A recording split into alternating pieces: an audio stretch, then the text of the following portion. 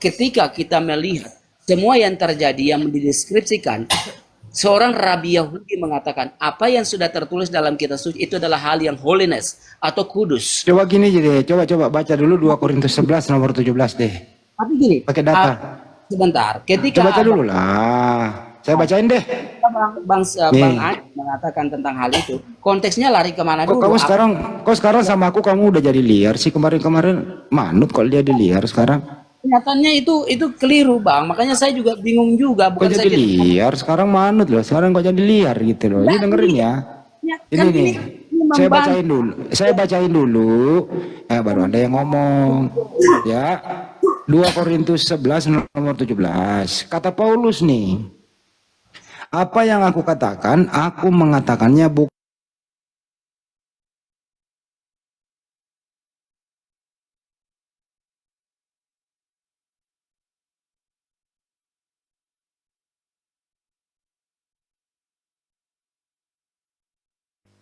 Ayo.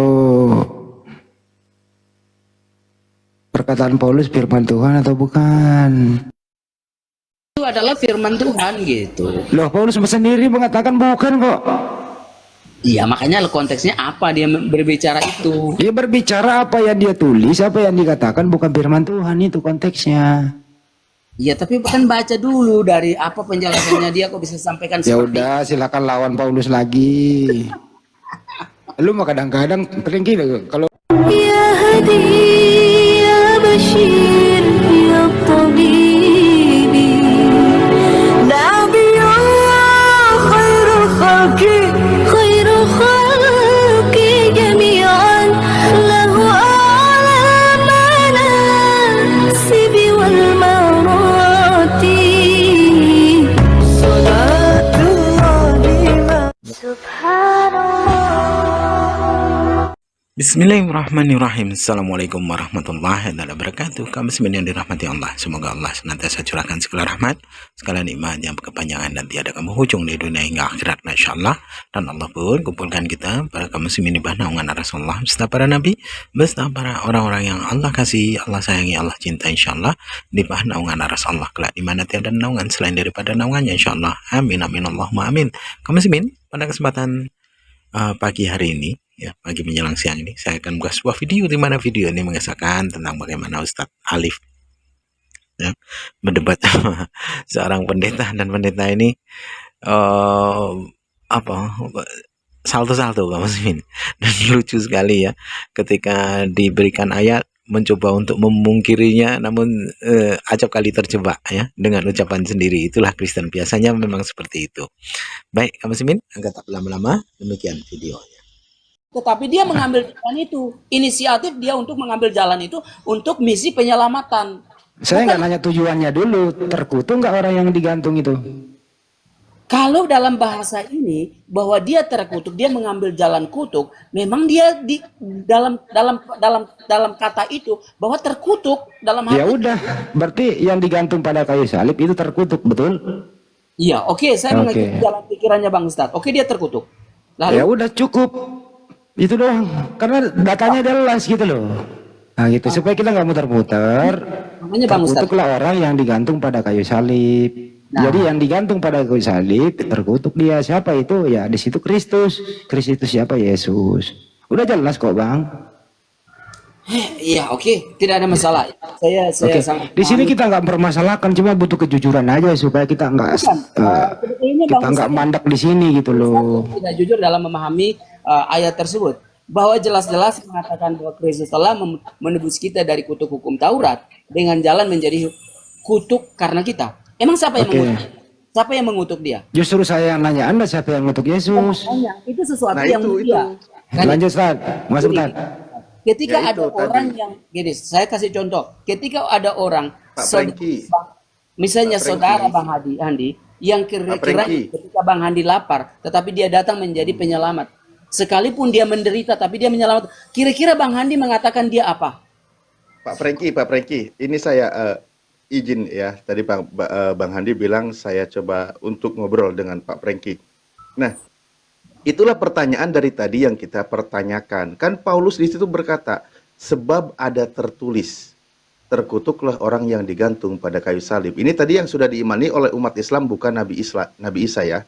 Ini sosok lain. Nah, di situ ketika Paulus berkata, sebab ada tertulis, terkutuklah orang yang digantung pada kayu salib, kan ada pertanyaannya, siapa yang mengutuknya, kan gitu. Tapi kita jangan kemana-mana, merujuk kepada yang tertulis. Nah, coba Pak Prengki minta dijawab dengan jujur, mengikuti sebab yang tertulis, ada yang tertulis di ulangan itu, orang yang digantung itu dikutuk oleh siapa, Pak? Berdasarkan ayat dan berdasarkan pernyataan Paulus. Oke. Orang yang digantung di kayu salib itu memang Yesus Kristus digantung. Tetapi Yang mengutuknya, berdasarkan narasi dari Paulus, yang mengutuknya siapa? tentunya pasti Pak Ustadz Ali akan mengatakan mengacu kepada kitab Ulangan 21 ayat berapa itu, bahwa 23. ya ayat 23 bahwa Allah mengutuk orang yang tergantung di atas tiang salib. Benar? Berdasarkan pernyataan Paulus. Bukan. Paulus Nah, itu itu kan Paulus yang bilang. sebentar. Sebab ada tertulisnya ke situ. Iya, Paulus itu untuk menegaskan. Jadi bahasa utama dia di sini adalah dia menegaskan apa yang disampaikan di Ulangan. Di Ulangan itu mengatakan bahwa secara general bahwa orang yang tergantung di atas tiang salib itu, kenapa orang yang tergantung di tiang salib? Apa yang mereka lakukan sehingga mereka bisa tergantung di atas tiang salib? Pastinya ada kejahatan yang mereka lakukan. Maka Allah mengutuk orang demikian ini, Allah mengutuk. Nah, sekarang ketika Paulus menjelaskan tentang Yesus yang tersalib mengambil bagian dari kutuk itu untuk menyelamatkan, dia mengambil jalan untuk Memposisikan Yesus sebagai manusia yang pelaku kejahatan. Karena dosanya orang Kristen kan ditimpakan ke dia.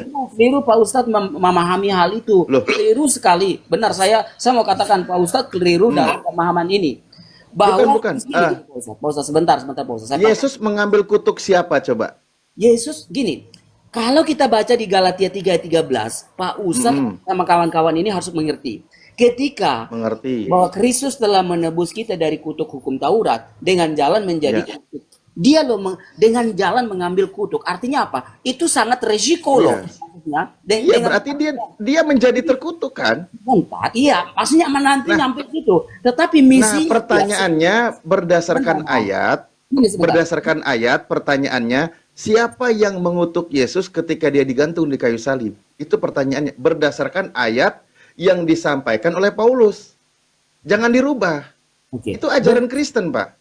Oke, berdasarkan ayat yang disampaikan oleh Rasul Paulus, itu dia mengulangi tentang apa yang disampaikan oleh kitab Ulangan tadi, yang Ulangan 20 berapa itu? 21 ayat yang ke-23. Dia mengulangi hal itu, bahwa bahasa yang disampaikan oleh Tuhan tentang orang yang disalib, digantung di kayu salib, mereka itulah penjahat dan itu harus dikutuk. Pertanyaan saya, siapa yang mengutuknya ketika dia disalib? Sekarang begini Bang Ustadz, Yesus ini dia punya kesalahan Sulit. tidak? Bukan sulit, kekurangan. Gini loh Bang Ustadz memiliki pandangan yang sangat berbeda untuk memahami tentang hal ini. Sehingga tidak akan ketemu. Bahwasannya ketika penjahat, ketika orang yang bersalah, itulah yang patut layak untuk itu pernyataan Allah. Tetapi Yesus yang tidak bersalah, tetapi dia mau mengambil bagian dari kutuk itu. Untuk apa? Itu kan ajaran Kristen yang diajarkan oleh Paulus tadi. Dikatakan. Paulus tidak salah, Bang. Paulus itu tidak Paulus salah. tidak salah karena itu rasulnya orang Kristen. Saya sedang menghargai itu, Pak Prengki. Iya, Dan tapi itu dalil kitab Anda yang dijelaskan oleh Paulus sebagai rasul Anda, yang dikatakan oleh Paulus, dia berkata, sebab ada tertulis, terkutuklah orang yang digantung pada kayu salib. Untuk melegalkan, memposisikan Yesus sebagai manusia terkutuk, dia mengambil sebuah dalil. Karena dengan kalimat sebab ada tertulis. Kan gitu. Tertulisnya di mana? Di Perjanjian Lama Ulangan 21 nomor 23. Maka pertanyaannya berdasarkan kutipan Paulus itu, siapakah yang mengutuk orang yang digantung di kayu salib? Berdasarkan ayat, Pak.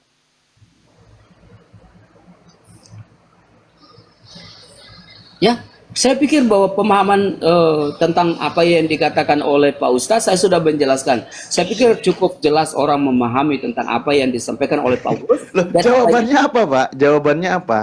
Yang Itu- mengutuk orang digantung di kayu salib itu siapa berdasarkan kutipan Paulus? Bapak harus percaya sama Rasulnya loh. Saya akan menghargai teman-teman Kristen itu harus bangga dengan Rasulnya. Yang bernama Paulus, yang Tuhannya bernama Yesus, yang diasumsikan mati terkutuk digantung pada kayu salib. Pertanyaan saya, berdasarkan ajaran Rasul Anda, harus disampaikan kepada seluruh penjuru bumi, siapakah yang mengutuk Yesus ketika dia digantung di kayu salib? Makanya tadi saya menjelaskan, tapi Pak Ustadz dan kawan-kawan itu tidak memahami. Lalu komentar-komentar tentang ketololan, saya tidak mau ada bicara tentang ketololan di sini. Karena saya tidak menghujat Saya siapapun. nggak bilang, Pak. Saya nggak bilang. Nggak Ini ada. saya mau lihat di dalam bahasa komentar. Saya tidak menghujat saya apapun. tidak bilang seperti Saya itu, bilang malah apa? saya bilang Bukan, Pak bukan. Prengki itu sebagai orang penginjil harus menyebarkan, menginformasikan kepada seluruh makhluk, sampaikan kebenaran pernyataan rasulnya bernama Paulus dalam perspektif imannya Pak Prengki, yang dikutip oleh Paulus, siapakah yang mengutuk Yesus ketika dia digantung di kayu salib? Aku punya pertanyaan sederhana itu aja, Pak. Iya, makanya saya menjawab. Dari tadi saya menguraikan. Dari awal saya menguraikan tentang apa pernyataan di Galatia 3:13 yang disambungkan kepada Ulangan 21 ayat 23. Tapi Pak Ustadz tidak paham. Pemahaman kata demi kata itu tidak mengerti. Saya tidak tahu kenapa tidak memahami. Ya ini makanya kasih tahu kami dan kasih tahu umat Islam semua yang ada yang menyimak, Pak. Nah, Itulah makanya saya bertanya biar pada tahu Nah. siapa yang mengutuk Yesus ketika dia digantung pada kayu salib. Tolong dijawab. Kalau yang Biar pada tahu. Oke, yang mengutuk Yesus di atas kayu salib tidak ada. Tuhan tidak mengutuk hal itu. Lah, jadi ketika Paulus berkata sebab ada tertulis, bohong berarti Paulus. Paulus itu menegaskan tentang apa yang dikatakan Tuhan bahwa iya. yang di atas kayu salib itu adalah hukumannya adalah terkutuk. Lah iya, siapa yang mengutuknya? Sekarang kita uraikan. Yesus Kenapa jadi tidak ada? Kan Paulus berkata, sebab ada tertulis. melakukan Kenapa pelanggaran Pak Prengki menyangkal rasulnya yang bernama Saya Paulus, tidak menyangkal. yang Tuhannya adalah Yesus? Ya, saya tidak melanggar. Saya mau mengatakan bahwa Rasul Paulus itu menegaskan bahwa yang Iya. terkutuk itu di atas tiang kayu salib sesuai dengan Ulangan 21 ayat 23, pernyataan Allah itu bahwa orang yang di atas kayu salib itu dihukum. Kenapa? Dia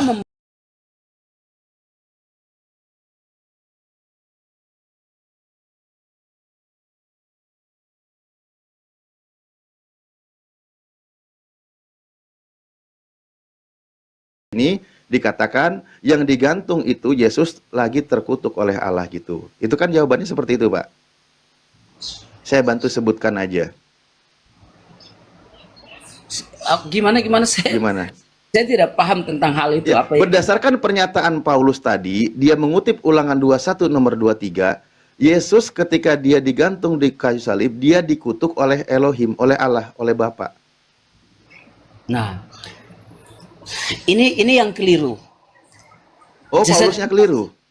Sebentar. Sedangkan Allah itu memberitahukan tentang hal di Ulangan 23 ayat 21 ayat 23 itu general. Secara hukum Betul. yang tertulis gini. Udah paham itu, Pak, tadi udah paham. Yang general itu saya udah paham. Makanya kan bukan cuma Yesus yang digantung di kayu salib. Kan ada orang di kiri kanannya. Iya, sekarang Yesus melakukan kejahatan tidak? Yesus tidak pelaku kejahatan, tapi Kenapa? dia menanggung. Ini perspektif iman Anda ya. Yesus bukan pelaku kejahatan, tapi dia menanggung kutuk para pelaku kejahatan. Bener nggak kayak gitu, Pak? Betul, pelaku kita manusia yang berdosa Nah, karena iya. kejahatan. Maka Yesus yang tidak jahat dibikin sebagai orang jahat atau dibikin sebagai penjahat gitu. Man, itu Kan gitu imannya Kristen. Penalaran Ustadz itu sangat berbeda. Maksudnya kita yang melakukan Gimana sih? Gini loh Bang Ustadz, kok sangat sederhana untuk memahami. Iya, Orang yang orang-orang melakukan kejahatan, melakukan dosa, tapi Iya, dosanya dilimpahkan kepada Yesus. iya, karena itu adalah misi keselamatan, dia datang untuk menyelamatkan. Ya udah, dengan cara memposisikan Yesus sebagai manusia yang terkutuk, kan gitu, Pak? Iya, dia mengambil jalan menjadi kutuk untuk menyelamatkan manusia. Tetapi Ya bukan gitu dong, pelanggaran Pak, jujur. dia. Bukan berarti Ya Tuhan udah, kita kasih tepuk tangan untuk Pak Prengki. tepuk tangan untuk Pak Prengki. Inilah yang saya bilang tadi, sosok pengganti ini nasibnya seperti ini, Pak. Karena sosok yang asli nggak mungkin dia dikutuk oleh Tuhan. Dia orang yang diberkati, dia orang yang dikasihi. Ini contoh ya, ini kalau sosok yang asli, Pak, sosok yang asli ya. Nih, di dalam Matius 12 ya, ini sosok yang asli. Dia itu tidak dikutuk, tapi apa dikatakan nih? Nih. Lihatlah itu hambaku yang kupilih, yang kukasihi, yang kepadanya jiwaku berkenan. Aku akan menaruh rohku ke atasnya, dan ia akan memaklumkan hukum kepada bangsa-bangsa.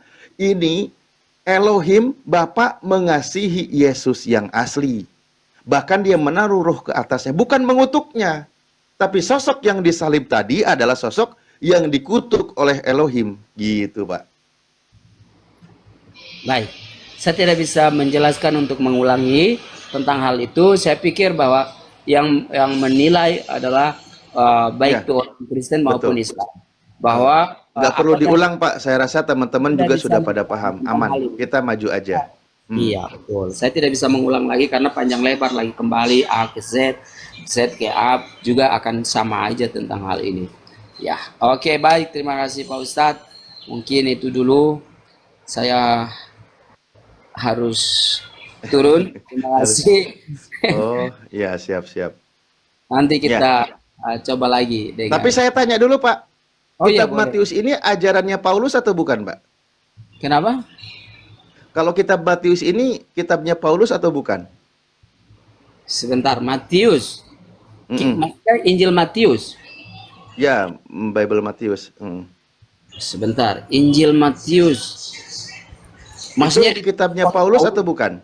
Maksudnya di Injil Matius itu ditulis oleh Paulus gitu. Saya nanya, ditulis oleh Paulus atau bukan? Sebentar, saya harus cek dulu kalau saya harus tahu datanya. Injil Matius ditulis oleh siapa dan itu? Ya, Kalau- katakanlah oleh Matius lah, Pak ya, biar kita nggak perlu pusing-pusing, bener nggak? Kalau di dalam itu ya Injil Matius ditulis oleh Matius. Iya, bukan Paulus kan? Kalau Paulus ya dia tulisnya hanya di Ya tadi Galatia itu tulisan Paulus. Surat Paulus ke Galatia kan gitu, beda kan? Roma dan lain sebagainya itu. Iya, itulah makanya saya bilang bedanya. Kalau saya mengutip pengajaran Yesus dari murid-muridnya, yang dimana Yesus itu adalah mulia di hadapan Elohim, di hadapan Allah, di hadapan Bapa. Tapi kalau dari suratnya Paulus itu beda kisahnya. Kalau Yesus itu adalah yang terkutuk, digantung pada kayu salib. Gitu, makanya beda.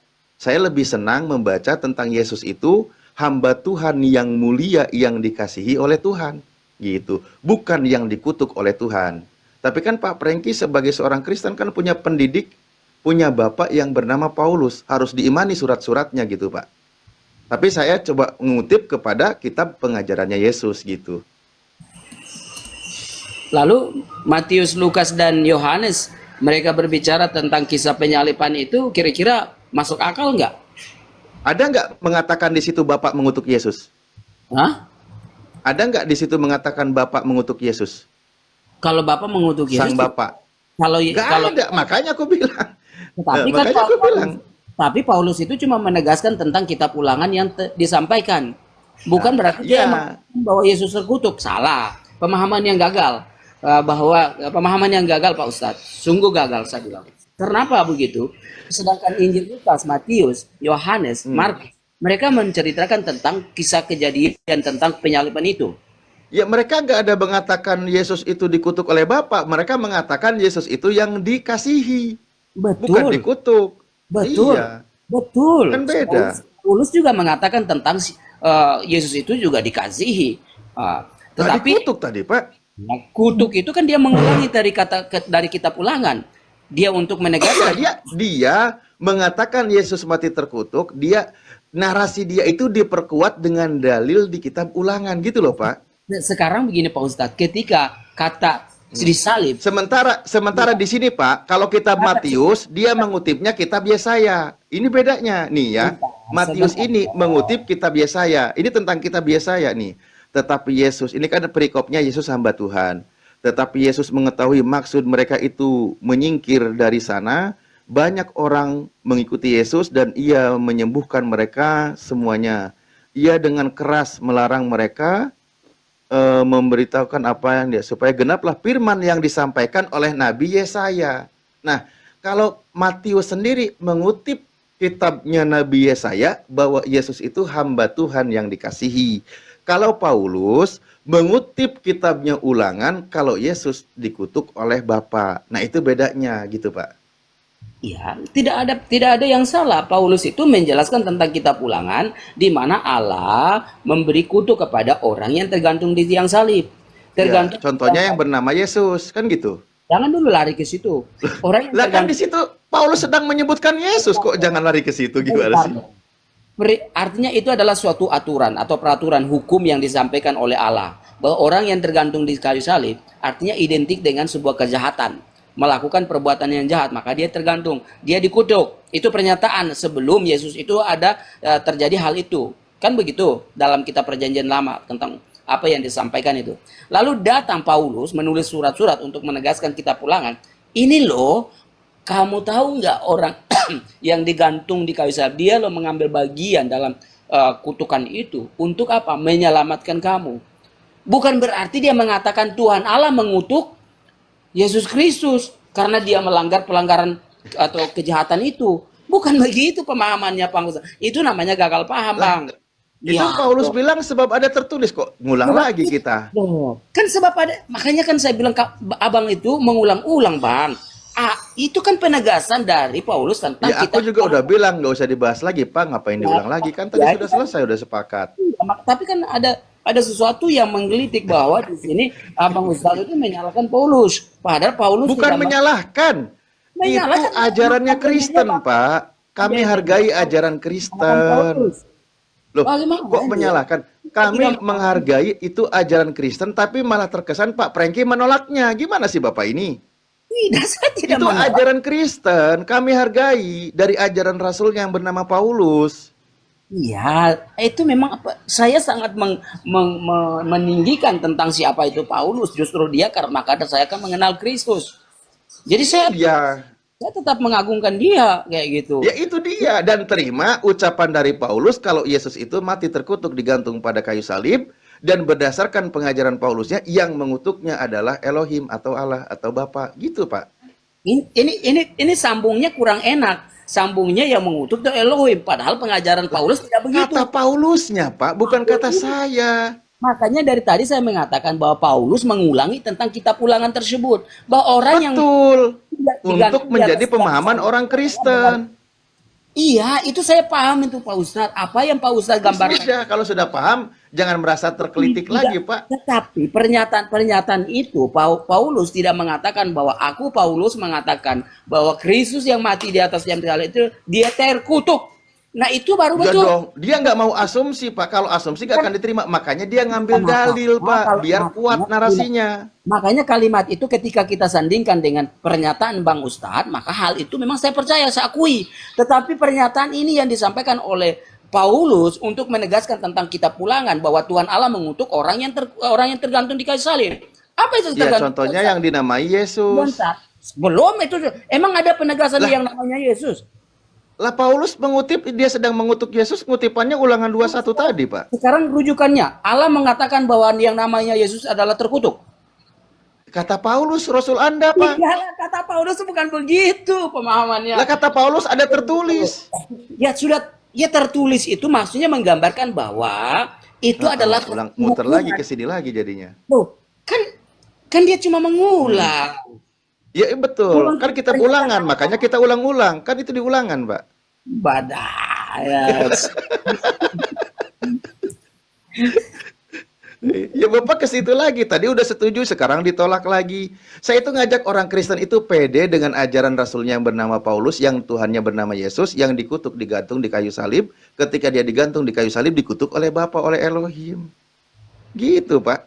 Kenapa jadi Bapak malah jadi ragu dengan ajaran Paulusnya? Oh, saya tidak ragu tentang ajaran Paulus. Oh, berarti yakin kalau gitu selesai, kita nggak usah ngulang-ngulang lagi. Oh, bukan, tapi maksudnya bukan begitu. Pemahaman yang salah, gagal kayak gitu. Makanya saya harus jelaskan bahwa apa yang dibangun oleh Paulus itu untuk menyatakan tentang kitab Ulangan yang sudah ditulis oleh Allah untuk menghukum orang-orang yang tergantung di atas, bukan merujuk kepada Yesus. Yesus itu cuma hanya mengambil bagian dari kutuk untuk menyelamatkan manusia. Apakah dia bersalah? Tidak. Dia hanya untuk misi penyelamatan itu. Maka dia benar enggak? Dia mulia enggak? Iya. Dia ditinggikan? Ditinggikan.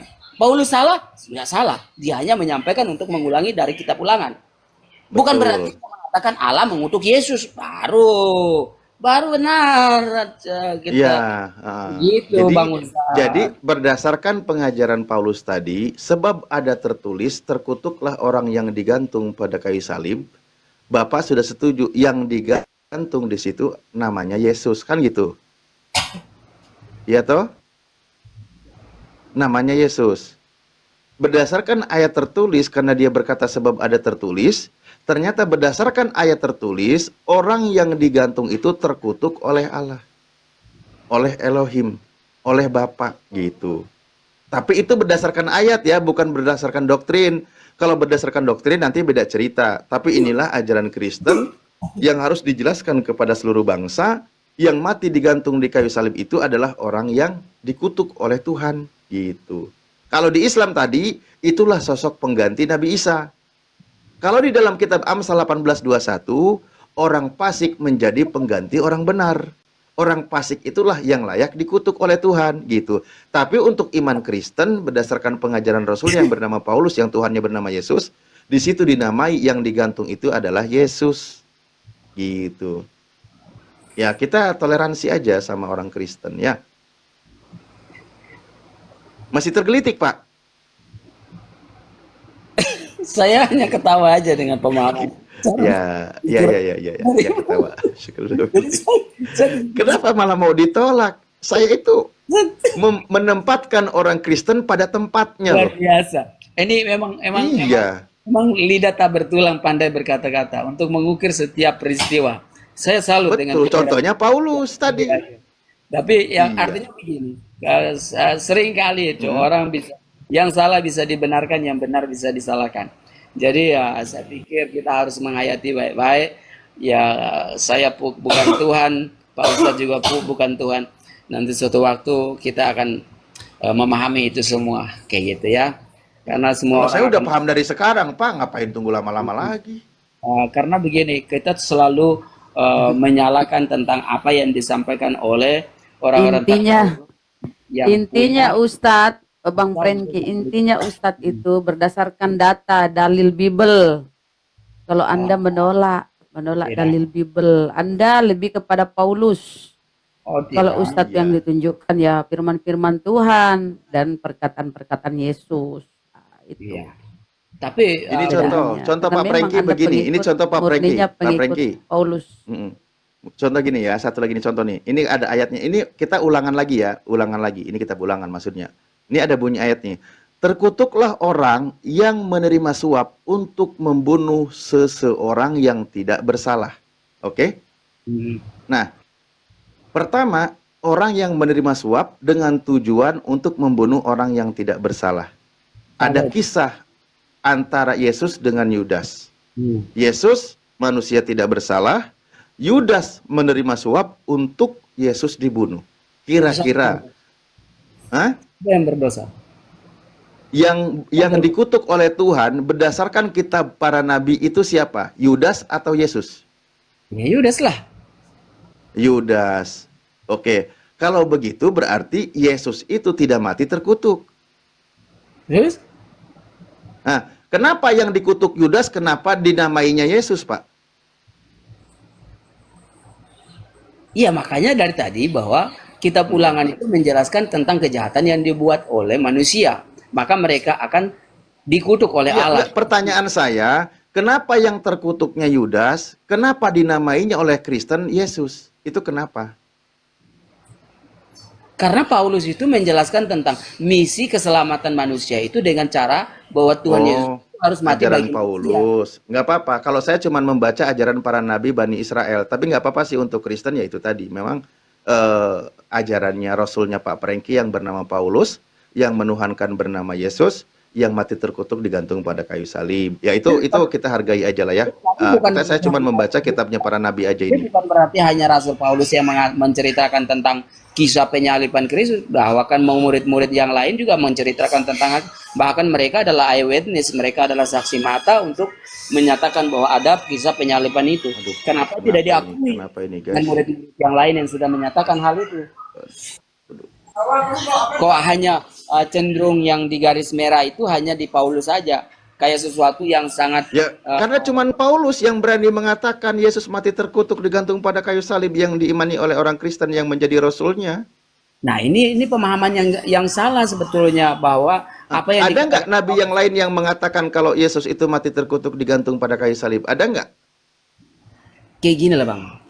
Ketika Paulus menjelaskan hal itu, bahwa dia mati, Yesus itu mati, dia rela untuk menebus kita dengan jalan untuk mati terkutuk. Bukan berarti dia mengatakan Yesus Ya, terkutuk. selain dari Paulus, ada nggak yang menarasikan kalau Yesus itu terkutuk digantung pada kayu salib? Ada nggak selain dari Paulus? Tidak ada Ya yang itu makanya. Yesus itu mati terkutuk. Genggamlah erat-erat ajaran Paulusnya, Pak Prengki. Ya, itu tidak ada Genggam masalah. erat-erat. Saya pikir bahasanya Iya, betul. tidak ada salah tentang Paulus menyatakan itu. Malahan kita mengerti, memahami bahwa oh iya, ternyata Kristus itu mengambil bagian dari kutukan untuk menyelamatkan kita. Kita yang harus berapresiasi. Iya. Kalau ajaran murid-murid Yesusnya kan mengajarkan Elohim Bapa itu mengasihi Yesus, gitu. Iya, betul. Bukan mengutuk Yesus. Iya, benar. Justru- Itu tidak dipermasalahkan, bahwa ajaran semua Iya, memang gak ada masalah karena memang beda prinsip. Saya bilang tadi, beda prinsip pengajaran para nabi Bani Israel dan murid-murid Yesus dengan ajaran Paulus yang menjadi cikal bakal atau bapak dari orang-orang Kristen gitu loh. Itu aja sih sebenarnya yang kita Ya, bahas. saya pikir tidak perlu disalahkan oleh bahwa Paulus itu seperti Enggak, itu. saya udah bilang tadi, Ya, saya iya. udah bilang, saya sedang tidak menyalahkan. Saya sedang membuat bahwa Pak Prengki itu memang harus bangga dengan pengajaran Rasul yang bernama Paulus, yang Tuhannya bernama Yesus, yang mati terkutuk digantung pada kayu salib. Gitu loh, Pak. Saya bangga sekali dengan hal itu. Ya sudah, ya sudah. Karena cuman Paulus yang menerasikan itu, yang lain nabi-nabi nggak ada gitu. Makanya cuman itulah ajaran Kristennya gitu loh. Nabi itu kan mereka bukan eyewitness Waduh. tentang kisah Udah penyaliban. mulai menjauh suaranya. Orang dulu itu kan mereka tidak tahu bahwa kisah penyaliban itu ada. Yang menuliskan itu kisah para rasul atau para Iya, karena ajaran nabi-nabi terdahulu dan ajaran Yesus yang dikutuk itu adalah pelaku kejahatan, penerima suap. Yang menerima suap itu tujuannya untuk membunuh orang yang tidak bersalah. Itu ajaran nabi-nabi. Tapi ajarannya Paulus tadi, Yesus itulah justru yang menjadi yang terkutuk. Ketika dia manusia tidak bersalah, dijadikan sebagai yang bersalah. Karena dosa orang-orang yang mestinya orang lain menerima hukuman diberikan kepada Yesus, jadi Yesuslah yang menerima kutukan itu. Berdasarkan ajaran Rasulnya Pak Prengki yang bernama Paulus, yang Tuhannya bernama Yesus yang digantung terkutuk di kayu salib. Gitu. Sekarang begini, ketika Pak Ustadz mengatakan bahwa tidak ada nabi-nabi atau tidak ada murid-murid lain yang menuliskan tentang hal kutuk itu tidak ada. Sedangkan satu poin pertama, Tuhan Allah menyatakan tentang kutuk. Yang kedua, kitab Ulangan. Siapa yang mengajarkan tentang menuliskan kitab Ulangan? Itu juga menyampaikan tentang kutuk. Nah, sekarang Pak Ustadz menyalahkan Paulus, ketika Paulus yang hanya menggambarkan dan mengulang. Menyalahkan Paulus, menghargai keyakinan Kristen Pak Prengki yang Rasulnya bernama Paulus, yang Tuhannya bernama Yesus mati terkutuk digantung pada kayu salib. Tetapi Bukan di sedang dalam menyalahkan, menghargai. Oke, Pak menghargai. Prengki mestinya bangga dari tadi, nggak perlu kita ulang-ulang. Udah selesai, memang begitu keyakinannya gitu dong. Ya udah, tapi kan itu sesuatu yang sangat menggelitik di setiap pendengar, audiens yang mendengarkan itu, seolah-olah Berarti masih aneh kalau gitu. Orang-orang Kristen masih belum paham. bukan. Dibantu perkuat narasi saya, kasih paham orang-orang Kristennya biar tidak tergelitik lagi. Ya makanya Karena saya ajaran para nabi yang terkutuk itu pelaku suap, penerima suap, apalagi dengan tujuan membunuh orang yang tidak bersalah. Itu ajaran para nabi. Maka tidak berlaku untuk Yesus yang tidak bersalah. Tapi ajaran dari Rasulnya Pak Prengki yang bernama Paulus, yang Tuhannya bernama Yesus mati terkutuk digantung pada kayu salib, itu berlaku untuk Yesus. Gitu loh. dia menjadi manusia yang terkutuk. Gitu aja Pak, selesai kita. Ya, saya pikir itu tidak ada masalah karena hanya Paulus itu hanya Oh, ya menegaskan. sudah kan, udah. Tidak ada masalah buat saya untuk ketika Paulus itu hanya menegaskan mengulangi kembali tentang pernyataan yang sudah ditulis dalam kitab Ulangan, ya nggak ada masalah. Bukan berarti dia yang mengajar, dia yang mengutuki Kristus, tidak. Kecuali dia yang mengutuk Kristus baru, atau dia punya pernyataan bahwa Yesus itu terkutuk, Allah mengutuk dia. Nah, itu baru saya bisa memahami bahwa ini ajarannya sesat. Tetapi ketika dia mengatakan cuma mengulang untuk menegaskan hal ini, saya pikir sah-sah aja secara legitimasi untuk mengesahkan tentang apa yang dikatakan, itu tidak ada masalah. Itu sesuatu yang memang bukti nyata empiris yang tidak bisa kita. Ya udah, betul. Udah, teman-teman Kristen sudah pada paham semua yang menyimak ya, dan juga yang Ya, Muslim pasti mereka juga sebagai bahan mengakui, pengajaran. mengakui juga tentang hal ini. Kalau misalnya ada Kristen yang sudah, menolak iya. tentang apa yang saya katakan, berarti dia juga tidak paham tentang hal ini, kayak gitu. Tapi ya Ya sudahlah. sudah cukup Pak. Kalau Sudah kami mengambil posisi yang terkutuk itu adalah pelaku kejahatan, pelaku suap, penerima suap dan pembunuhan, juga dia lidah dusta dan seterusnya. Kalau Pak Prengki mengimaninya justru yang tidak bersalah dijadikan sebagai bersalah. Itu aja kan? Itu aja sudah. Nah, sekarang pertanyaan saya, ketika Pak Ustadz dalam kondisi misalnya mengalami suatu pergumulan besar atau misalnya hal-hal, lalu ada saudara yang datang untuk menyelamatkan Pak Ustadz dari perampok misalnya, dia merelakan diri mati bagi Pak Ustadz. Kira-kira menurut Pak Ustadz tentang gambaran ini terhadap saudara yang merelakan diri untuk membela Pak Ustadz dalam kejahatan yang dilakukan oleh perampok itu, menurut Pak Ustadz diakah yang menjadi penjahat? Oh, dia pahlawan, Pak. Nah, makanya sama dengan Yesus mengambil bagian dalam hal itu. Dia adalah pahlawan, dia adalah juru selamat yang menyelamatkan kita. Itu sama aja pemahamannya Pak Ustadz. Jadi kalau misalnya Pak Ustadz, Bukan dijadikan saudara kami yang membela itu sebagai penjahat, bukan itu. Tapi dia itu sebagai pahlawan.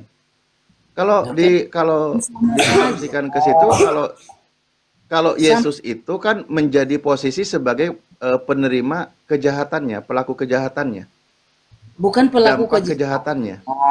dia menanggung. Itu kan namanya Iya, menerima, bukan pelakunya, Sama tapi sebenarnya Pak Ustadz orang yang lain berbuat jahat, Yesusnya yang menerima dampaknya gitu loh, menanggungnya. Iya, demi penyelamatan Pak Misal Ustadz. begini, contoh begini. Contoh begini, kalau sekarang kan sudah terlalu banyak peradaban manusia. Misal kita kasih contoh aja di abad pertama. Katakanlah di abad pertama itu misal ada 1 juta orang, misal 1 juta orang pelaku kejahatan, misal 500-nya ada yang pelaku zina, ada yang pelaku bunuh, dan semua orang itu dosanya ditanggungnya oleh Yesus, gitu. Kan gitu. Makanya Yesus yang menanggung dosa-dosa seperti itu, kejahatan. Yesus diposisikan sebagai orang yang menerima dampak dari atau menanggung dari perbuatan dosa itu, gitu loh. Kan gitu kalau di konsepnya Pak Prengki kan? Ya, memang dia penyelamat untuk menanggung dosa manusia kan, membebaskan manusia dari. Iya, penyelamat dengan cara tidak selamat gitu. Bukan dengan cara tidak selamat. Dia Menjadi yang terkutuk itu loh Pak tadi. Kan dia contoh gini, Pak Prengki yang berzina misal, tapi yang menerima dosanya kan Yesus menanggungnya. ya demi cintanya kepada manusia, makanya dia merelakan. Iya, makanya untuk kisah Pak penyelamat. Prengki mestinya karena melakukan zina dikutuk oleh Tuhan, karena dosanya ditanggung oleh Yesus, maka limpahan kutukannya kepada Yesus. Kan gitu ajarannya Pak dari tadi. Kita udah paham kok. Ya, bukan berarti kita limpahkan kutukan itu kepada Yesus, tetapi dia yang Ulang lagi. Monggo yang lain. Kita sudah ngulang-ngulang ini. ya, tapi ya tidak ada masalah itu Mungkin pemahaman. Bunda Rahma silakan. Ya. Oke lah. Terima kasih Pak Ustadz sama Pak Handi, Bunda Rama. Ya. Gimana lagi juga tetap hal yang sama yang kita bahas, juga mutar-mutar nanti kita di situ aja. Ya, kita ulang-ulang aja dari kitab Ulangan. Tapi sebenarnya sih Pak Prengki, kalau Anda mau jujur membaca data, enggak muter-muter kayak gini. Tetap Anda menjadi Kristen, tapi tolong bersahabat dengan data itu biar cepat kelar gitu loh. Jadi yang Pak Prengki lawan itu bukan kami. Yang Pak Prengki lawan data sendiri yang ada di Bible. Ya, Itu loh ya. saya paham tentang apa yang ditulis dalam kitab suci, bahwa saya sungguh memahami tentang apa yang tulisan-tulisan ini. Ya sudahlah, saya sudah mengerti tentang hal itu. Saya pikir tapi tidak apa-apa kalau misalnya Bang Andi dan kawan-kawan masih mencari tentang hal ini, ya tidak apa-apa berdiskusi, menanyakan tentang hal ini. Ya kita tidak bisa, karena saya juga bukan ahli Taurat atau ahli kitab suci yang bisa. Ya ini Pak Prengki nggak butuh keahlian, cuma butuh kejujuran aja sih. Kalau jujur itu, Bang, saya jujur sejujurnya. Saya mengakui tentang apa yang tertulis itu. Saya sejujurnya bahwa saya sudah Kita cek mulai atas ke bawah. Ini butuh waktu sebenarnya nggak nyampe 5 menit. Perintah Tuhan di Keluaran 23 nomor 7 dilarang membunuh orang yang tidak bersalah. Setuju? betul. Setuju ya? Baik. Yesus itu tidak punya salah. Setuju? Betul. Artinya Tuhan Bapa di surga tidak memperbolehkan anak Maria dibunuh di tiang salib. Setuju? Setuju?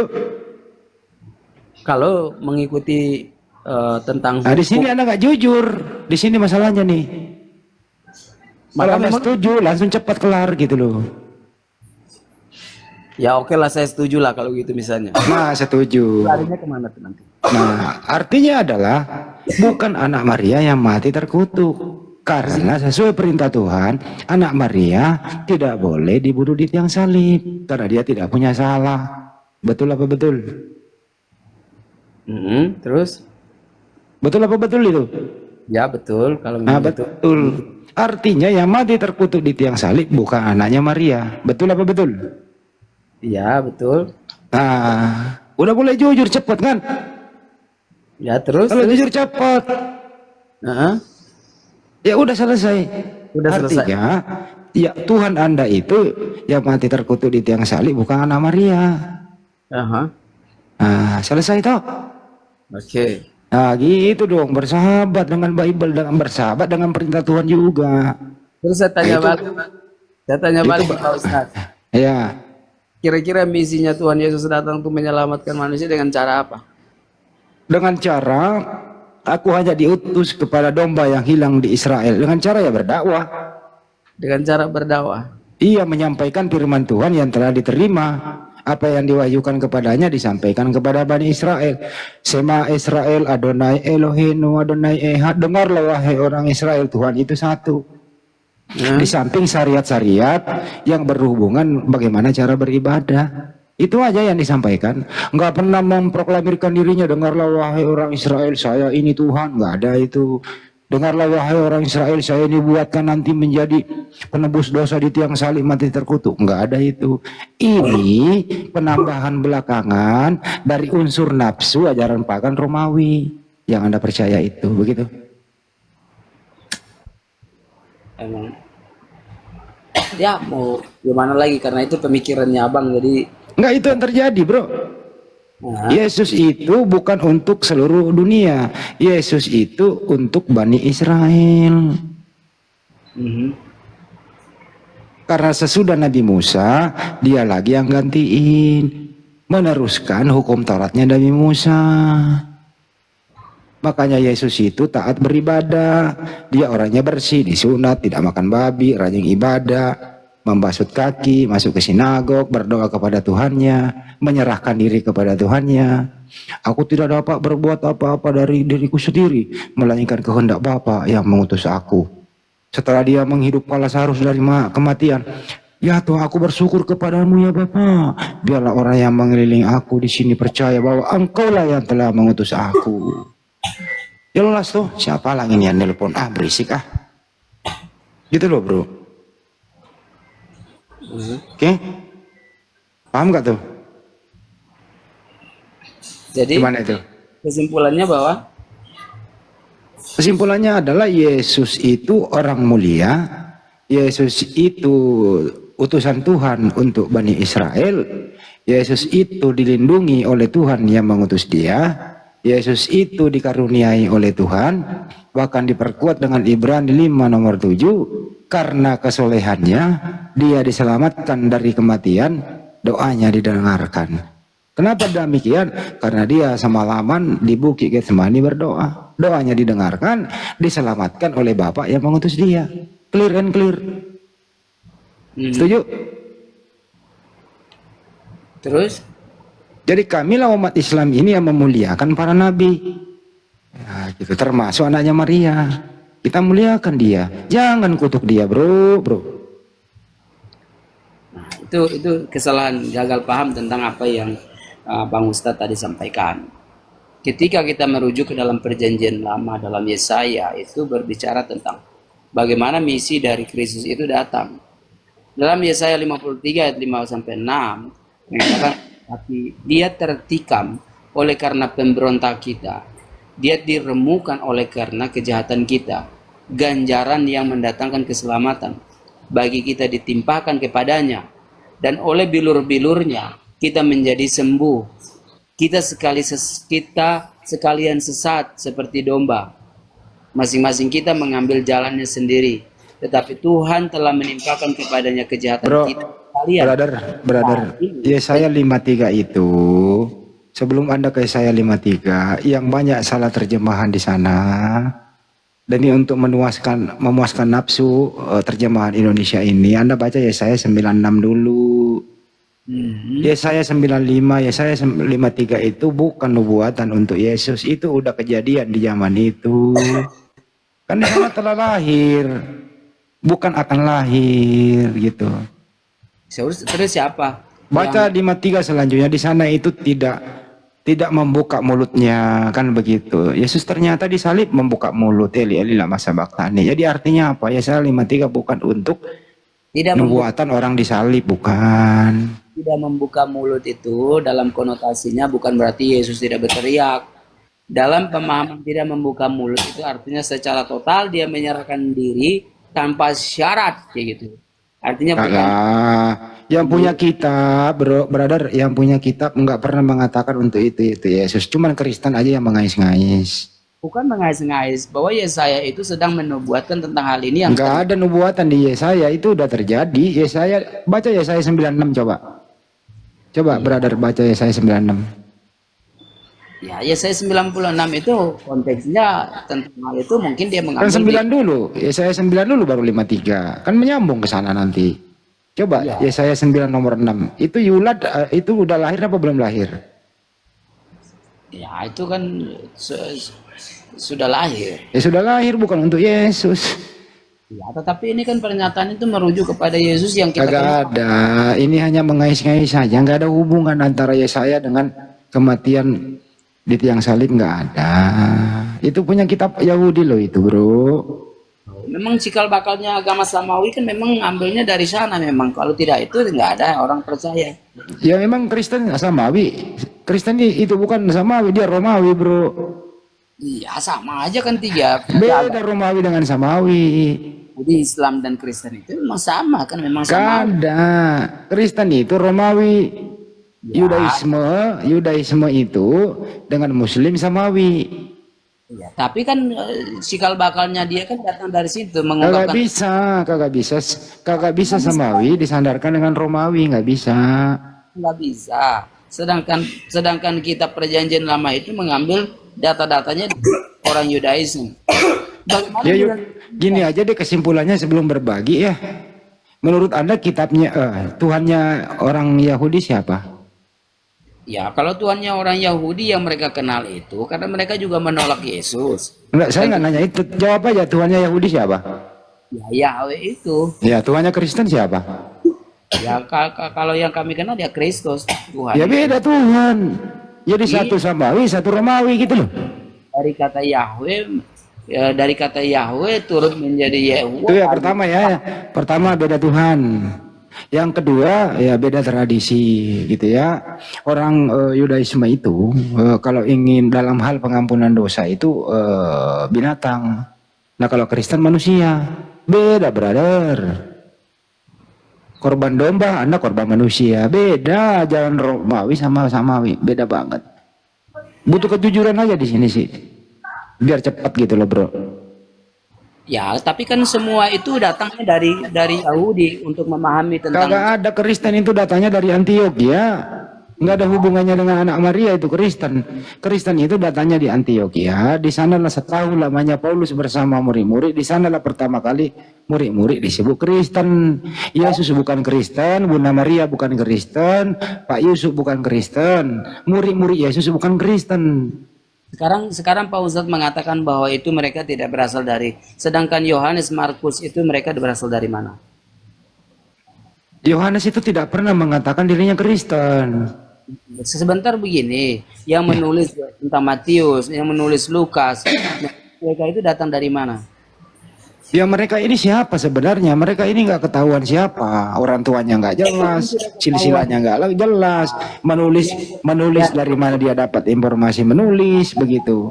Bagaimana mungkin Anda mengatakan bahwa ini mereka tidak jelas? Sedangkan di dalam kitab suci tulis bahwa yang menuliskan tentang Lukas, Matius, Yohanes, Markus dan lain sebagainya, itulah mereka lah eyewitness tentang saksi para saksi.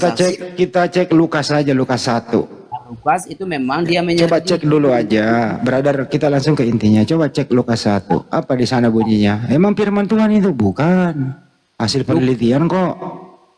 Emang kitab suci yang ditulis di dalam Alkitab itu bukan berarti kedebuk dari langit, tetapi hasil penulisan dari para murid-murid menuliskan Kalau tentang apa yang mereka kalau saksikan. kitab Anda nggak dari langit, terus dari mana? Loh, emang ada kitab yang turun dari langit? kedebuk? Ada. Torah dari langit, Torah dari langit. Di mana Dari ada? Sang Pencipta diterima Nabi Musa. Tapi yang tulis siapa? Ya itu masalah penulisan ya, manusia ya nulis. Ini kan yang Anda tanyakan tadi sumbernya. Sama saja Pak Andi. Ketika Nabi Muhammad menuliskan Al-Quran itu pun dia mendengar Nabi Muhammad nggak pernah menulis, sahabat yang menulis. siapapun menulis tentang hal itu. Tapi bukan berarti kedebuk dari langit. Itu kita paham, Bang. Terus Semua Al-Quran, kalau nggak dari langit, Al-Quran dari mana? yang menulis artinya apa? Bahwa dalam kitab suci Jadi Anda ini nggak bisa membedakan dengan ini loh, brother. Bedakan sumbernya dari mana, terus siapa yang nulis. Kalau di Lukas, dengerin. Kalau di Lukas, sumbernya penelitian, Lukas pula yang nulis. Jadi yang ditulis oleh Lukas bukan berasal dari langit, tapi berdasarkan analisa dan penelitian gitu.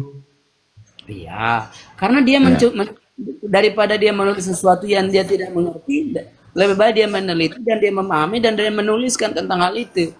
Terus dari mana bisa dicek keabsahannya? Loh, dari mana? Berdasarkan penelitian. Misalnya kita tahu dari mana bahwa kita mengecek bahwa Nabi Musa yang menulis tentang hukum Allah itu. Siapa yang menyaksikan Nabi Musa menuliskan hal itu? Tidak ada perlu saksi, hanya Allah sendiri dan nabinya yang menjadi saksi. Kalau tidak ada saksi, Nabi Musa pun menulis tentang perintah hukum Allah itu. Tidak ada eyewitness menyaksikan tentang Tapi Nabi Musa. kita cek benar nggak tulisannya? Benar, Nabi Musa mengatakan Tuhan itu satu. Iya, benar tetapi Nabi Musa itu ditulis oleh Esra.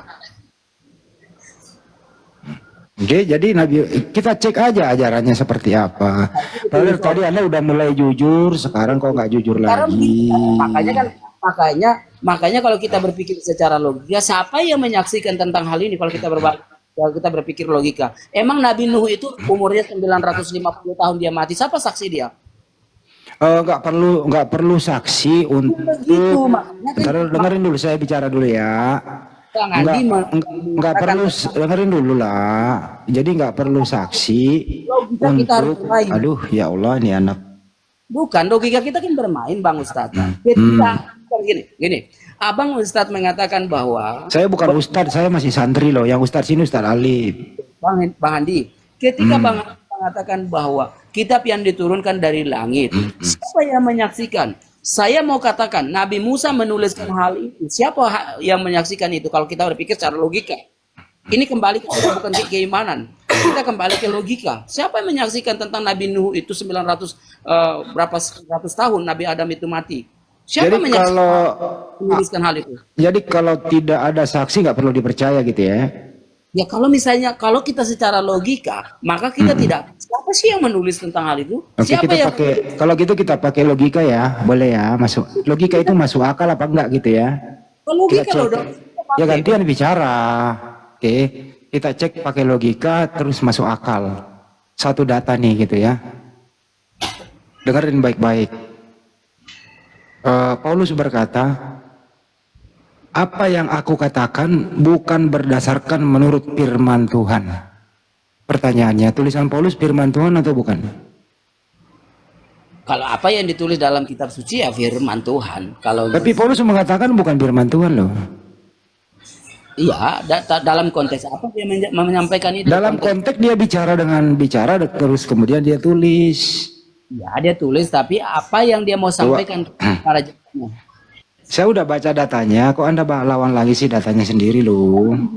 Karena kembali lagi ke setiap manusia yang selalu apa istilahnya mengandalkan agama. Saya mau katakan bahwa segala sesuatu kita tidak bisa melampaui akal dari pikiran ya. Ketika kita melihat semua yang terjadi yang dideskripsikan, seorang rabi Yahudi mengatakan apa yang sudah tertulis dalam kitab suci itu adalah hal yang holiness atau kudus. Coba gini aja deh, coba baca dulu 2 Korintus 11 nomor 17 deh. Tapi gini, Pakai data. sebentar. Ketika Coba baca dulu lah. Saya bacain deh. Bang Nih. Adi mengatakan tentang hal itu, konteksnya lari kemana Kok dulu? kamu sekarang sama aku kamu udah jadi liar sih, kemarin manut kalau dia di liar sekarang. Kenyataannya itu keliru bang, makanya saya juga bingung juga. Kok Bukan jadi saya liar sekarang manut loh, sekarang kok jadi liar gitu loh. Ini dengerin ya. Ya, Ini kan nih. ini Saya membantu. bacain dulu. Baru Anda yang ngomong. Ya. 2 Korintus 11 nomor 17. Kata Paulus nih. Apa yang aku katakan, aku mengatakannya bukan.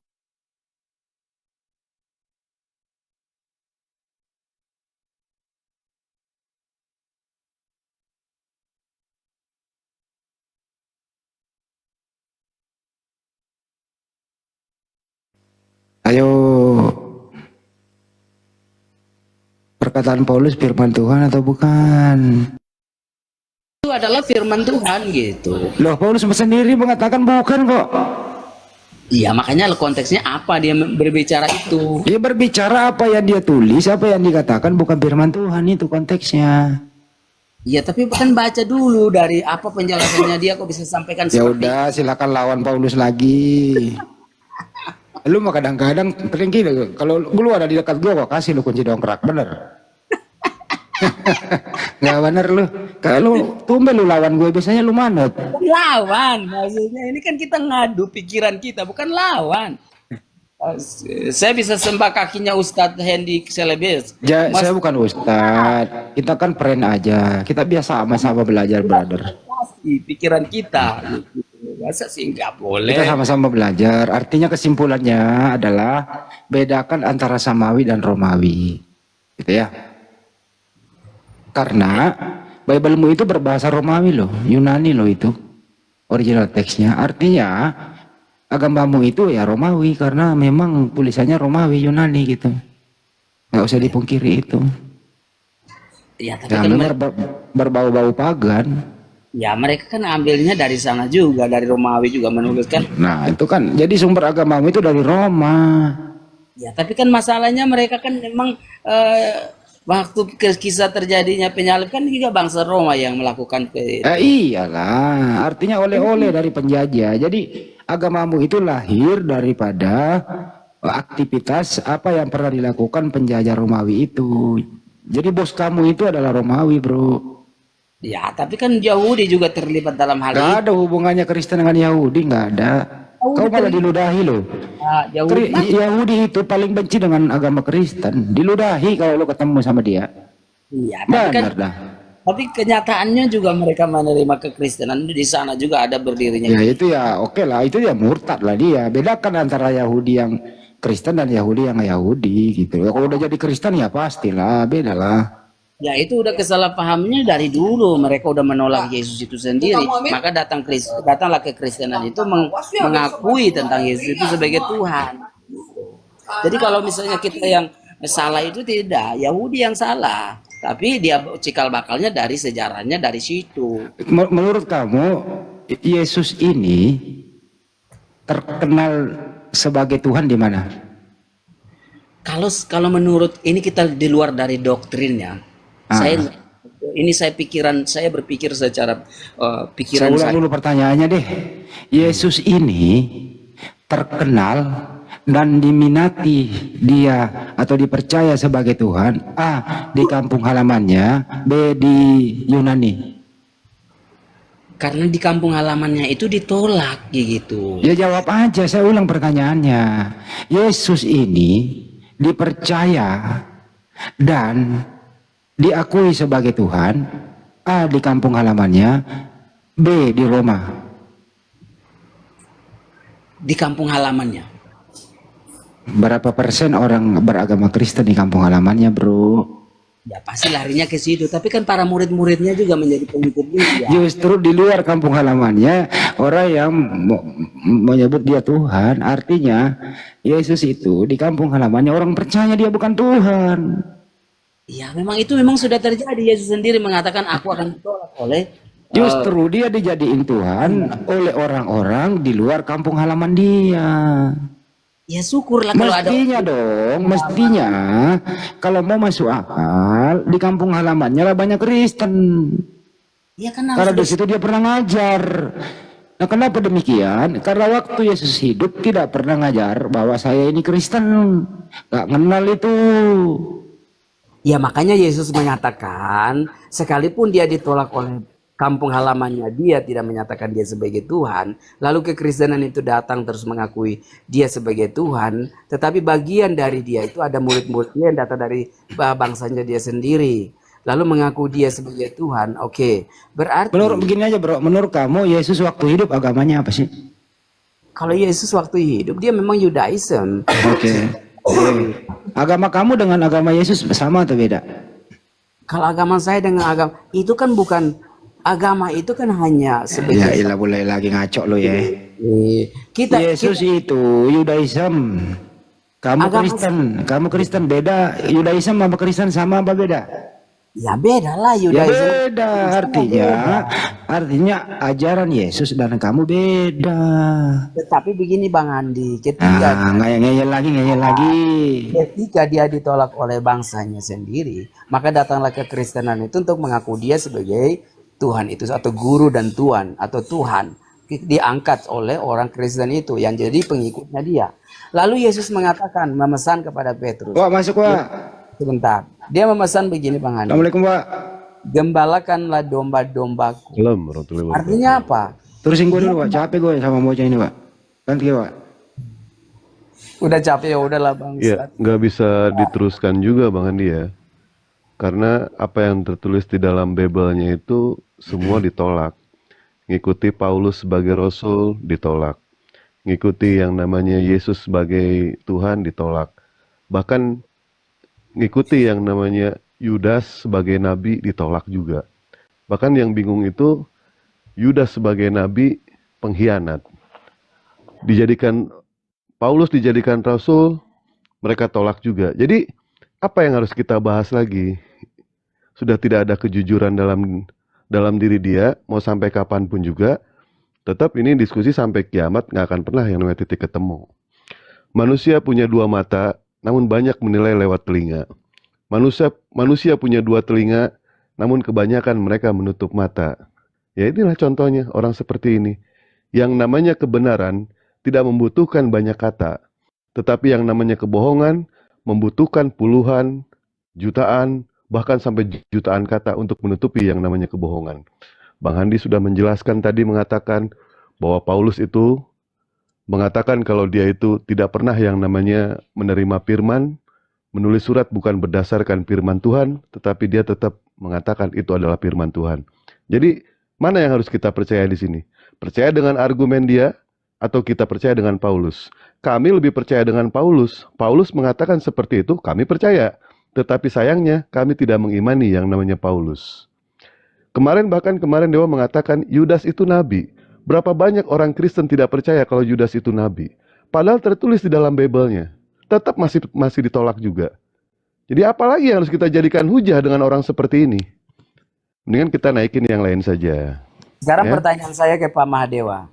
Ketika Pak Mahadewa mengatakan bahwa Paulus itu kami percaya perkataannya dia, tetapi kami tidak mengimani. Apa perbedaan percaya dan tidak dan mengimani?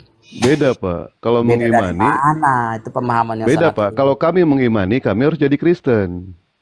Kami harus ya, jadi tapi Kristen. lalu Saya percaya dengan apa yang tertulis. Yang lalu tertulis saya percaya, tetapi saya tidak mengimani karena tertulisnya seperti itu. lalu Bang Andi ketika percaya nggak? Sebentar, Bang Andi percaya nggak?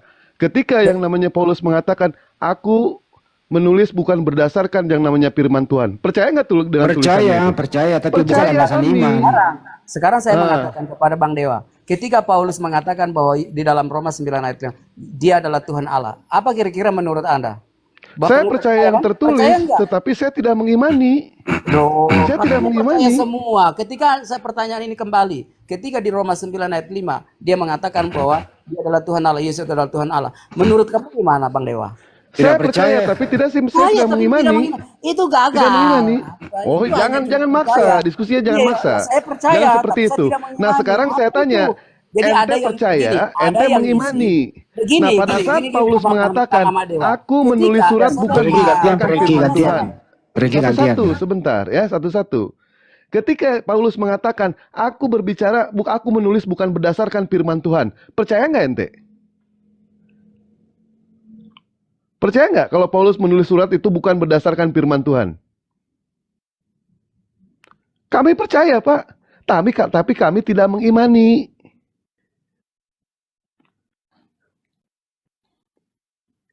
Dengan apa itu? Ya, Bapak percaya nggak kalau Paulus itu menulis surat bukan berdasarkan firman Tuhan? Oke, saya mengikuti tentang hal itu. Saya mempercayai apa yang dikatakan dengan kalimat itu. Oke. Percaya tidak kalau Paulus itu tidak menerima firman Tuhan? Kalau itu saya mengatakan bahwa tidak. Nah, berarti Bapak tidak percaya? Ya, saya tidak percaya. Nah, bagaimana coba? Sedangkan tulisannya seperti itu. Nah, sekarang Tulisannya. saya bertanya balik. Ketika Paulus mengatakan Yesus adalah Tuhan Allah, apa kira-kira di dalam Roma 9 ayat 5? Apa Pak percaya? Saya percaya, tapi saya tidak mengimani. Loh, dari kayak gini, saya mau katakan sedikit. Ketika daging, abang itu sangat luar biasa. Ketika tulang, abang menunjukkan sikap yang tidak ini. Nah, ini ada dilema gitu. Apa ini? Apa ini analogi apa seperti ini? Abu-abu, abang Yang abu-abu. jelas gini loh. Yang jelas gini loh brother. Abu-abu. Prengki ini saya ambil alih dulu bentar ya, biar nggak kemana-mana. Yang jelas diskusi itu berdasarkan data. Jadi kita Muslim Bang Dewa saya itu berdasarkan data. Kita nggak nambah nggak ngurangin gitu loh. Di sini bukan masalah percaya nggak percayanya, tapi berdasarkan data agar tidak ngalor ngidul. Anda lah yang tidak percaya tulisan itu. Sebenarnya beban pembuktian ini ada sama Kristen. Kenapa Anda tidak percaya tulisan itu? Jangan alihkan ke kami. Kami hanya menyampaikan gitu ya Bang Dewa ya. Lanjut. Betul seperti itu. Jadi ya kalau misalkan dengan satu ayat saja mereka tidak percaya, ya sementara tulisannya mengatakan seperti itu, terus apalagi yang harus kami jadikan sebagai hujah kalau seperti itu? Tidak ada kejujuran, ya gimana lagi? Karena yang namanya diskusi itu, modalnya itu cuma satu. Kunci keselamatan itu modalnya cuma satu, kejujuran, bukan kepintaran. Untuk mematahkan Ustadz Alip, untuk mematahkan Bang Handi, modalnya cuma satu, kejujuran. Selama itu dilawan dengan kebohongan, kami orang yang berakal. Ketika kami bertanya, tetapi ternyata pertanyaan jawabannya itu tidak masuk ke dalam pikiran kita. Kita sebagai manusia, kita punya akal. Akal pasti akan mengejar. Contoh kayak gini, kucing kakinya 4. Ya, pikiran menerima, akal tidak akan mengejar. Tetapi ketika mengatakan kucing kakinya berapa? Ada yang mengatakan kakinya 3, apakah pikiran menerima? Pikiran tidak akan menerima, maka akal kita lah yang akan mengejar. Itu adalah sifat manusia seperti itu. Kalau tidak masuk akal. Sementara ayat yang disajikan sama Bang Handi sudah jelas. Aku berbicara bukan berdasarkan firman Tuhan. Tetapi ente menyangkal dengan pernyataan Paulus. Jadi yang mana yang harus kami percaya? Kami lebih percaya Paulus walaupun kami tidak mengimani. Bedakan di situ. Ente percaya, ente mengimani. Tapi kepercayaan ente itu berdasarkan iman buta kalau seperti itu. Ya. Jadi yang tertulis aja, percaya dengan apa yang tertulis. Makanya Dewa sering mengatakan kepada orang-orang Kristen ini ya, jangan pernah melawan orang yang sudah kerasukan yang namanya iblis. Jangan melawan iblis dengan ilmu, karena iblis sangat berilmu. Jangan melawan iblis dengan fakta, karena iblis sangat pandai memutarbalikkan fakta. Dan jangan pernah mengajak iblis berdebat, karena iblis sangat pandai untuk merangkai kata. Begitulah orang yang sudah dirasuki yang namanya apa? Yang dirasuki yang namanya sifat iblis. Jadi bagaimanapun kita memberikan fakta, 1000 fakta sekalipun, tetap mereka akan mengelak. Itu sifat orang bodoh. Tetapi sifat orang pintar, kita menyajikan, ada 100 orang pintar, kita menyajikan satu fakta, dia akan berpikir, dia akan merenung. Itulah orang pintar. Tapi orang bodoh, walaupun kita memperlihatkan 1000 kali fakta sekalipun, tetap dia akan berusaha playing victim. Seperti itu. Karena sudah tidak ada kejujuran di dalam diri dia. Jadi bagaimana mungkin mau selamat, sementara dia membohongi diri dia sendiri. Bahkan Bible-nya sendiri dibohongin. Seindah apapun yang namanya senja, itu akan sia-sia bagi orang yang buta.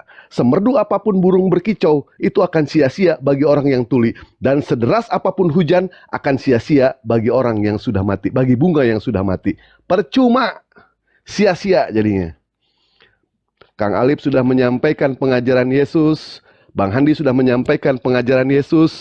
Inilah disinilah Muslim ya. Ketika Muslim itu berdiskusi mengenai soal Bible dan Al-Quran, kami menyampaikan yang namanya Bible, niat kami berdakwah. Niat kami menyampaikan apa yang diajarkan oleh Yesus itu seperti ini. Beda halnya dengan orang Kristen. Ketika orang Kristen membahas yang namanya Al-Quran dan hadis, niat mereka bukan berdakwah. Tapi niat mereka itu untuk menyimpangkan yang namanya ajaran-ajaran para nabi. Niat mereka ketika menyampaikan Al-Quran dan hadis, niat mereka itu hanya untuk menghinakan yang namanya ajaran para nabi. Itu bedanya di situ. Ya, silakan. Ada tamu tuh Bang Andi.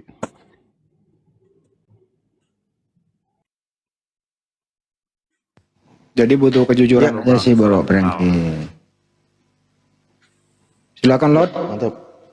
Lord Muslim Kristen. Baru naik. Saya Kristen, Silakan, Pak. Ustaz. Salam kenal. Saya Bang, baru suaranya. dan baru nyimak. Saya baru nyimak, Bang. Silakan dilanjutkan dulu, nanti mungkin saya akan tanggapi sedikit-sedikit. Itunya Pak, Yesus PS Paulus, yang mana yang Bapak ikuti, atau tadi kita membahas mengenai soal Yesus palsu. Yang disalib itu sebenarnya Yesus yang asli atau Yesus yang palsu. Setahu kami yang disalib itu bukanlah Yesus yang asli. Karena tadi ya sedikit tadi dari Bang Handi sempat menyampaikan yang namanya ayat Matius 27 nomor 46. Kalau tidak salah itu ya. Kira-kira jam 3 berseluruh Yesus dengan suara nyaring, Eli Eli lama sabachthani. Nah, yang pada saat Yesus yang mengaku katanya Yesus, dia mengatakan Eli Eli lama sabachthani, ini siapa Yesus yang ini? Sementara ketika di dalam hidupnya itu, dari Kejadian sampai Wahyu, dari Yohanes sampai Wahyu, tidak ada sama sekali Yesus pernah memanggil Bapaknya dengan sebutan nama Eli. Dan Eli ini bahasa apa? Apa makna dari Eli ini? Silakan Pak, kita buktikan. Apakah ini Yesus yang asli ataukah Yesus yang palsu? Eli di sini merujuk kepada siapa Pak? Silakan Pak.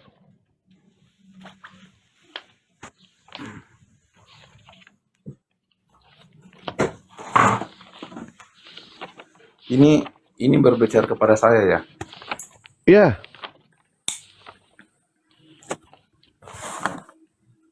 Ini kan Eli Eli lama sabachthani, artinya kan Allah Allah mengapa engkau meninggalkan aku kan? Itu dia sedang mengutip di Perjanjian Lama. Kalau boleh saya izin, saya akan mencarikan ayatnya. Saya izin keluar sebentar Bang ya. Bentar aja. Baik, siap. Carikan dalam bahasa apapun juga Pak. Yesus pernah memanggil sebutan Tuhannya dengan mengatakan Eli. Dan Eli ini dalam bahasa apa? Maknanya apa? Silakan. Kalau saya jawab sedikit Bang Dewa. Eli Nggak usah, Bang Franky, nggak usah. Kita dengan Bang Lor aja.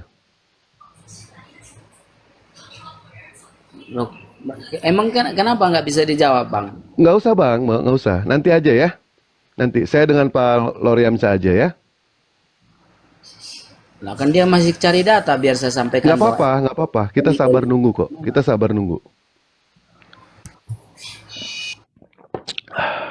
Alhamdulillah.